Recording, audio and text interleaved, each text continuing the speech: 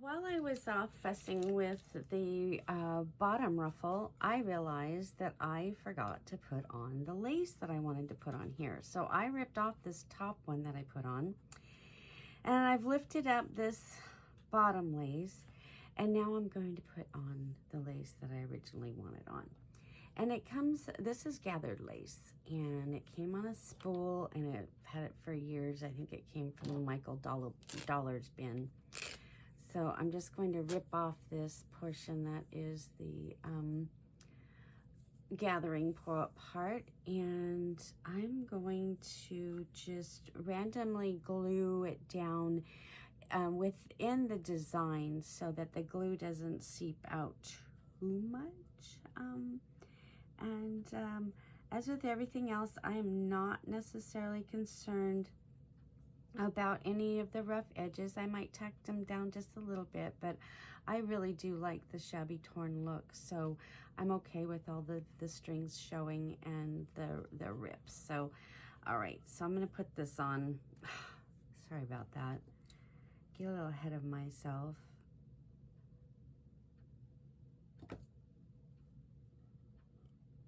But I'll get it done. And it can come down, you know, it doesn't have to go right up to the top, because this lace is going to cover the raw edge, and so will this when I get it put back on.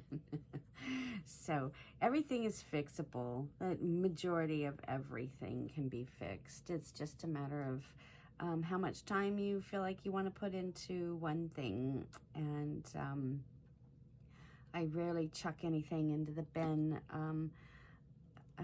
I just will fuss with it until I can get it the way I like it. So, yeah. But you can see how, you can still see some of the original glue pooling and puddling underneath the pink color guard sheet. But it's okay. It just is adding texture and layers and kind of sort of adds to it. For me, it adds to it. And I do like to use and repurpose things around the house that I've had. Have been altering things since I was a little girl. It was just like, oh, look, this could be better, this could be better. But I've never been a recycler of things. My husband recycles, and so now Roger is constantly asking me, well, can I recycle this? Does this go in the trash?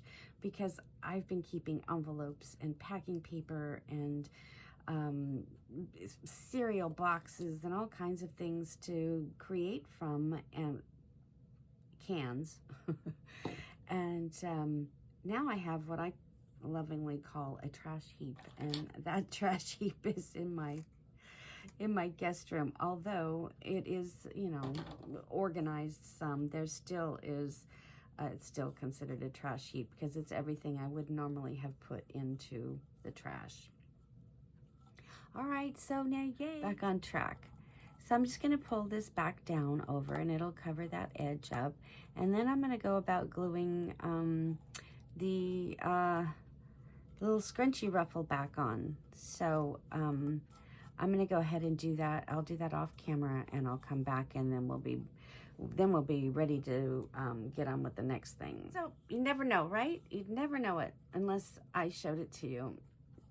And that's one thing about the crafting, is nobody ever knows if there's a boo-boo or you covered up a spot that you accidentally smudged with the glue or paint or anything. Nobody ever knows unless you point it out.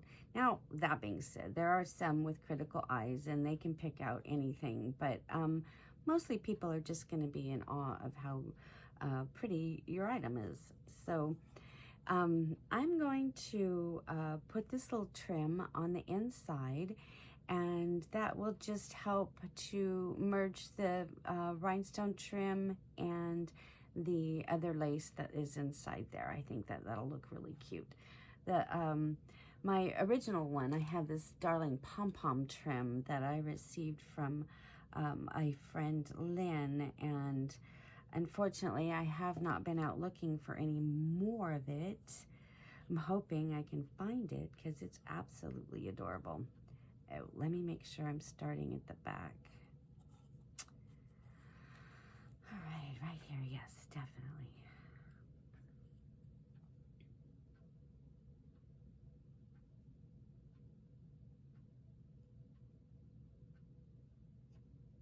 That just gives it a little bit of fun on the inside.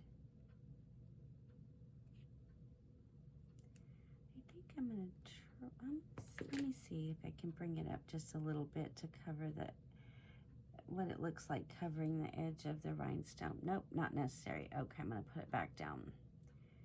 Definitely not necessary. But if you put the fabric tag right up against the rhinestone chain, it will help to hold it in place while the E6000 is drying.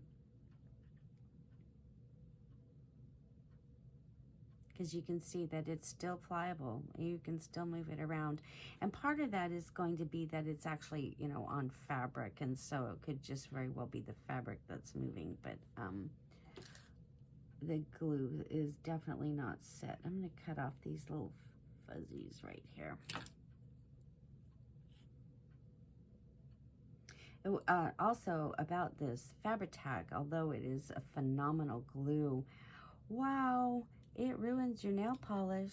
So yeah, during all this, I've ruined my manicure. So I guess I'll be doing that later on. I'm wondering if there isn't something you can put on the nail polish that the fabric tag won't ruin.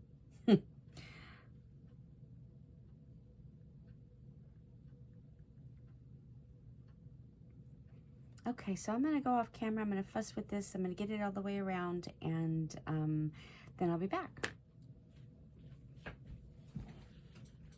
Look how cute this is coming out. All right, now I'm going to go back to the E6000, and I'm going to be putting the 2mm chain around the bottom, and I'm just going to put it right inside the lace.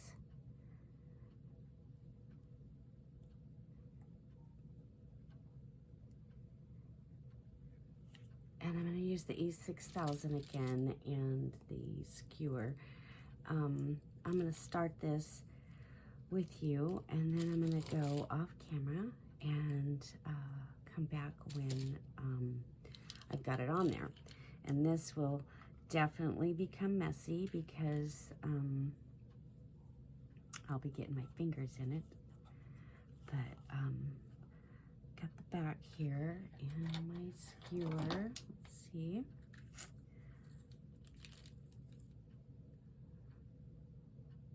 So I'm just gonna put some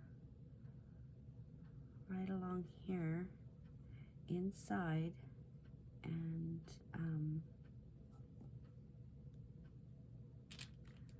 hopefully I can get it in there without making too big of a mess.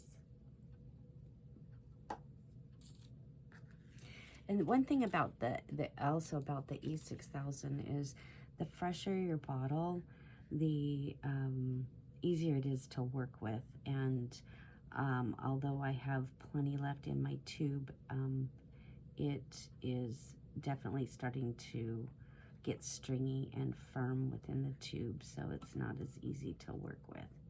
Okay, I'm gonna go off and I'll be right back.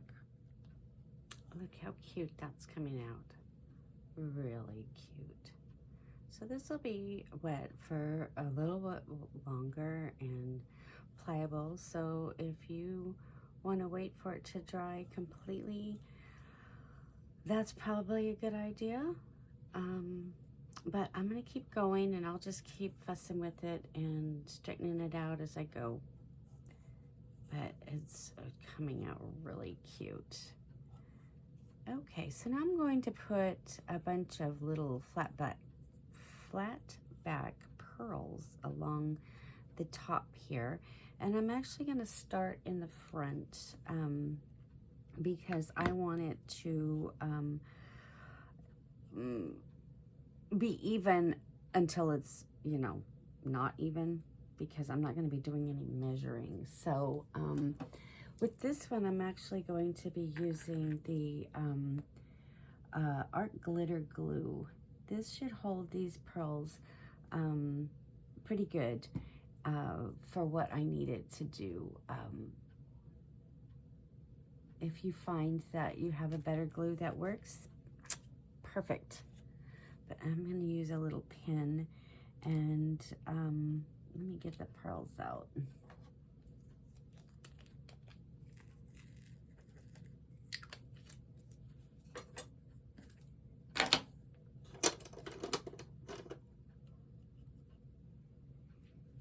And I'm just going to try to get them on there as even as possible. And I have a couple of, you know, minutes to make sure that they are even as much as possible. But I'm just using a stick pin that I put together.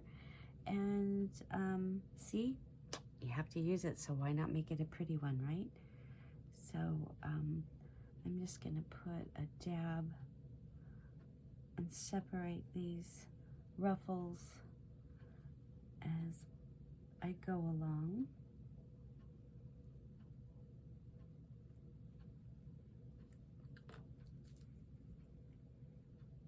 And I have this tool. Hopefully my hair wasn't in the way, sorry. It will pick up beads and sequins and rhinestones so that you can just place them right in.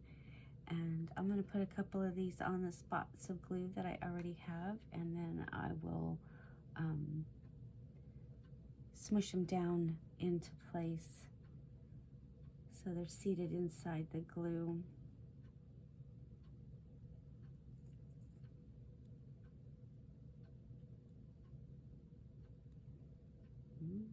It's a little slippery, but I think it'll be okay.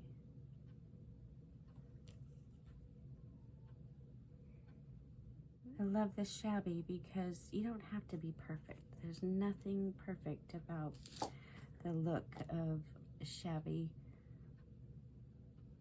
Just embracing it. It's perfectly imperfect.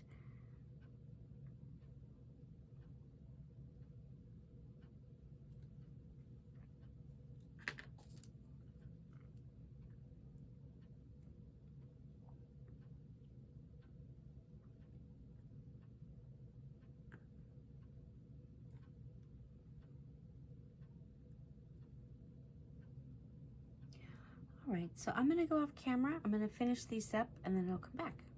So while I was off camera, I realized that I hadn't told you about this. I just whipped it out and failed to mention. I'm a gadget person, and anything to make my crafting easier, I'm going to stop and create a gadget or buy a gadget or just to make it easier, especially when you're doing you know, the same thing over and over again, or using the same product over and over again. I designed this. It's called I call it a crafting cradle.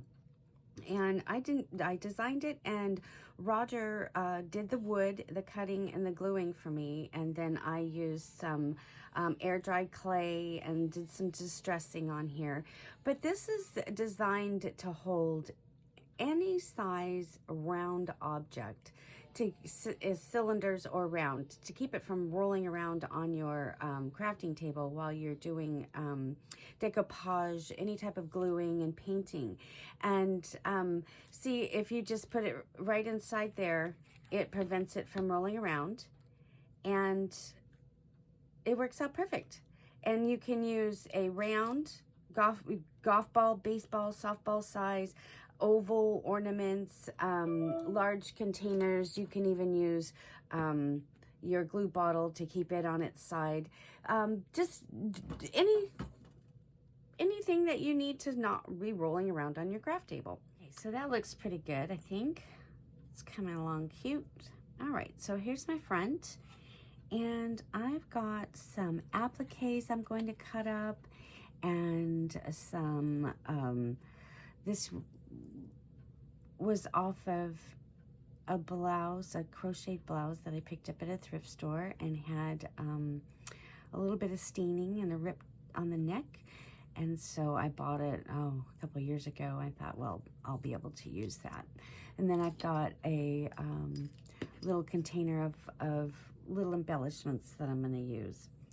So I'm going to start off with this applique on the bottom of the stack, and see where we go from there. I think this is going to stick out a little bit too far, so I'm going to cut that off. And I think I can work with that. Let me just make sure I'm centered. Okay, I am in the front.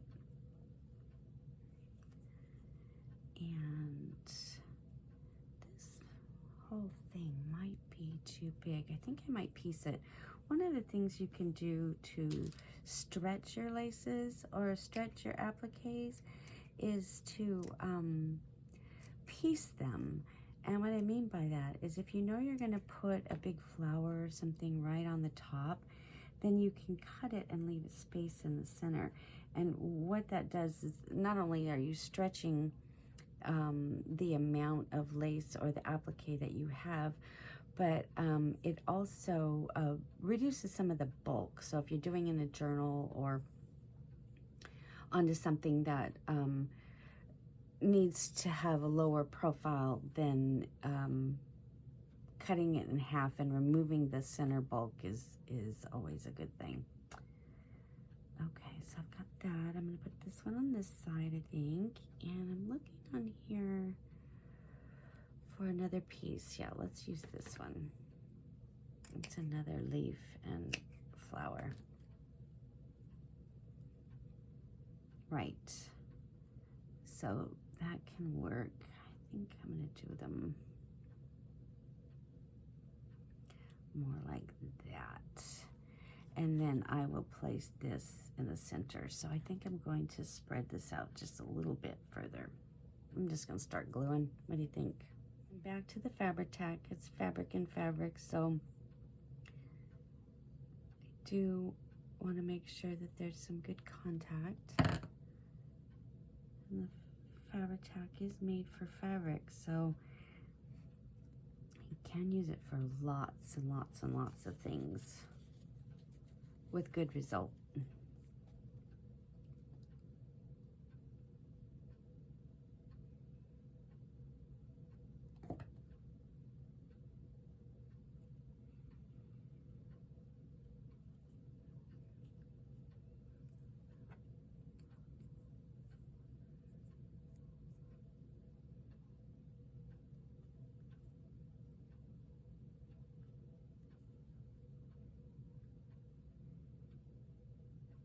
Okay, so this is going to take me a second. I'm going to speed this up so that you don't have to watch me smear this glue everywhere.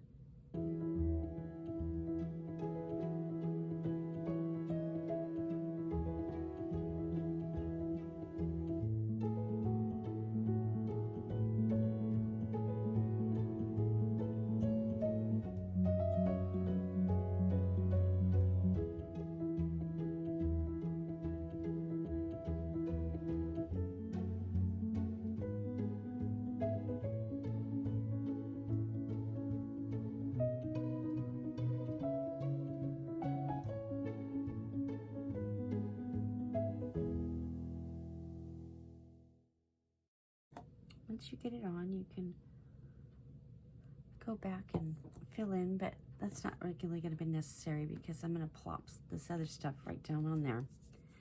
Okay, so now I am going to get some cheesecloth, and I'm going to put some cheesecloth on there. The more layers you use, the prettier it gets, actually. So this is cheesecloth that I've tea stained. I'm just going to rip it and shab it up, pull it around, and yep, right there, I think.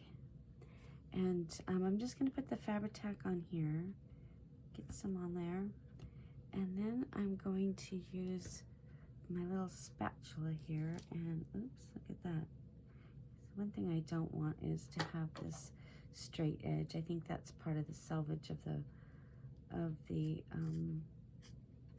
cheesecloth. So I'm going to get rid of that, and then I'm just going to pull it so that it's a little stringy. But I'm going to scrunch it up. Most of this isn't going to show, but you know, it just adds a little bit of something extra.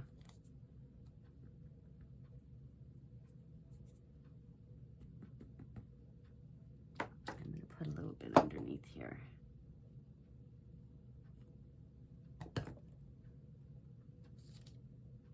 And once this dries, you can then, you know, pull it and shove it up a little bit more. Am I off? I'm probably off. I'm sorry. It keeps getting closer and closer to me. Okay, so here's some of the pieces that I've cut off of that top. And I'm going to put that here. And then I'm going to layer this one on top of it. And you see, this is where I cut it off. I think I'm going to leave that stuff. I'm going to cut some of this part off, but I think I'm going to leave the strings. And, you know, one of the things is if you don't like it, when you get it on there is you still have the opportunity to do some snipping and make it to look the way you would like it to look. I like things to look ripped and shabby up. Okay, yeah, I think that's gonna work good. All right, so I'm just gonna put some glue on here, and I'm not gonna glue all of the edges because then it'll have some movement to it.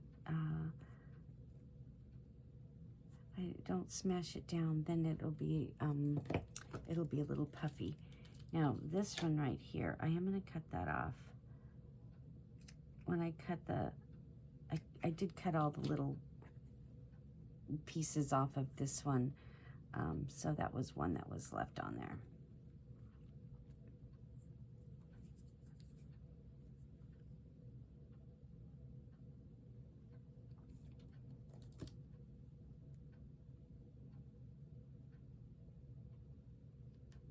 And again, I'm not going to be gluing all of it down because I like it to be lifted just a little bit. And you can even squish it up to make it gathers and folds. And now my cheesecloth is underneath there, under the glue. So I'm going to give it a little tug with some tweezers. Pull that out.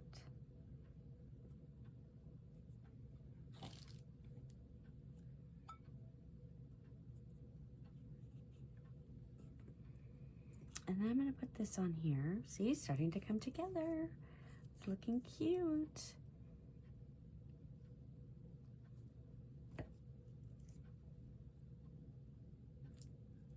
Just give that a good squish down. And then I've got this button. This came from this little box. And I got this from a friend of mine whose mother, she just turned 100 last month. And this was from her box of sewing things. And I was really fortunate enough for him to give this to me. And this is how it came in this box. I put the tie on there to hold it closed. But you know, some things, I could transfer it all into another container, but it just looks so perfect in there. And now I always know that that was Nina's box of buttons. Put this on, and I'm actually going to use the fabric tack, and I'm going to put a healthy glob on there. I think that it will be just fine.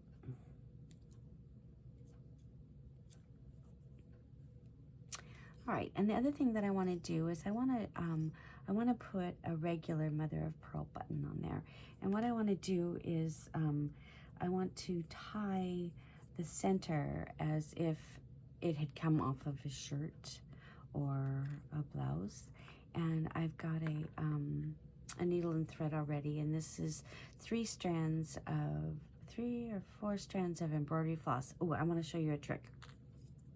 So I've got my embroidery floss on here, but how many of you have trouble separating your threads? And you could use it like this, but if you separate them, they become puffier. See, this is a full 6 threads. That's how it comes. And then this is only 3. And if you separate them, then it puffs it up and makes it so you don't need as much. But I want to show you how to separate them and put them back together. So here's the 6 strands, and you just take one and just pull it, and there it is. There's one. And then, yeah, I'm covered in glue. So you take the other one and then just pull. And you take a third one and just pull. And it doesn't knot up and twist, because if you try to separate them and then put your finger in there, this ends up, for me anyway, it ends up spinning around and getting caught on other things. So if you pull one in at a time, it's much easier to handle. And then when you get ready to do your cross stitching or whatever project you're going to be using with your embroidery floss, it's nice and puffy and full. And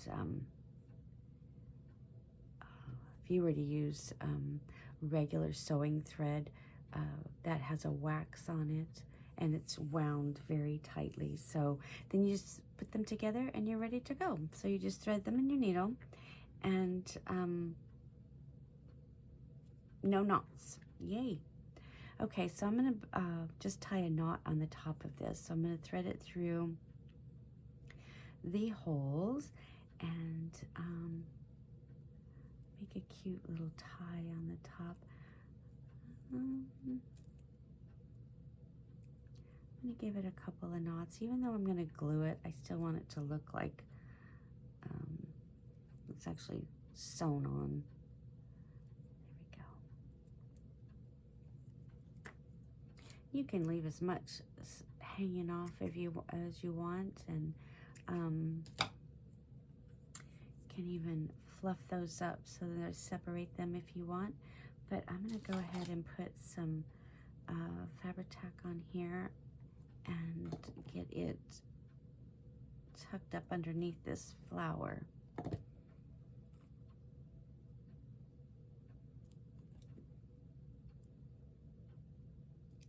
There.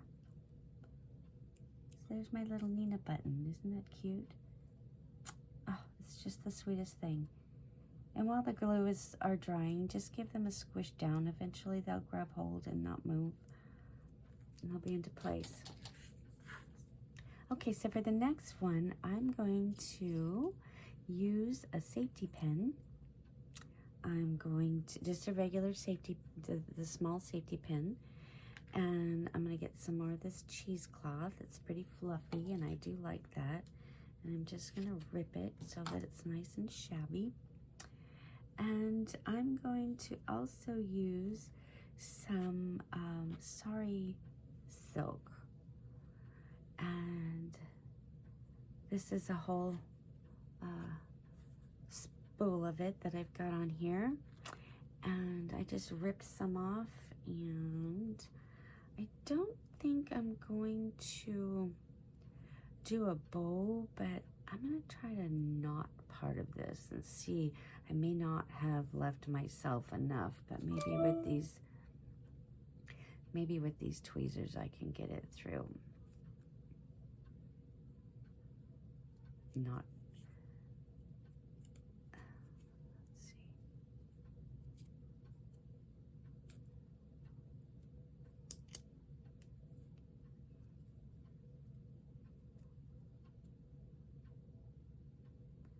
Yeah, I think that's going to be cute. And then with this cheesecloth, I'm going to then just use this safety pin and get it right through. I think I'm going to do it on the top of the knot. Let's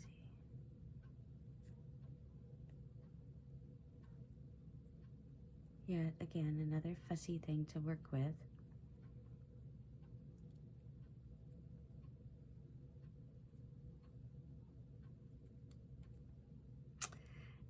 actually, I think I'm going to redo that because I think I have the back of the knot showing, and I would rather have the other side. It's got more, see, the back of it is flat, and I want to have the folds of the knot showing.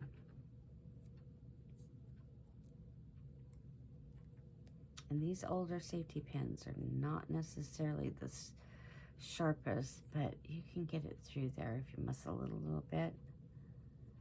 There we go.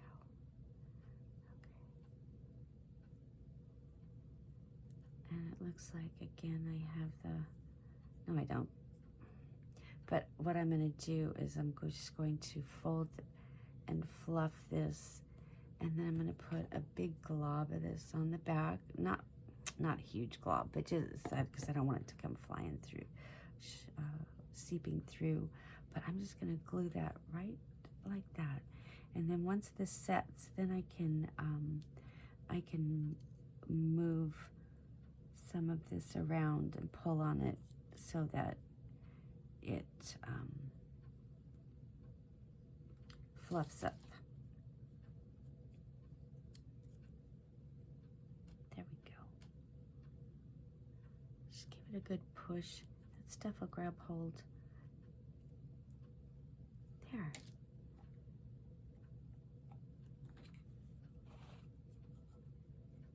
How cute did that come out? That came out really cute. That's still wet. I need to stop pulling on it.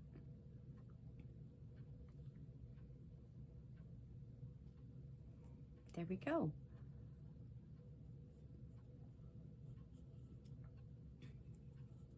I do hope you enjoyed coming into the studio with me today. I had so much fun, and we made something pretty functional out of a tomato paste can. Who would ever know? I hope you enjoyed it. Thank you. Bye.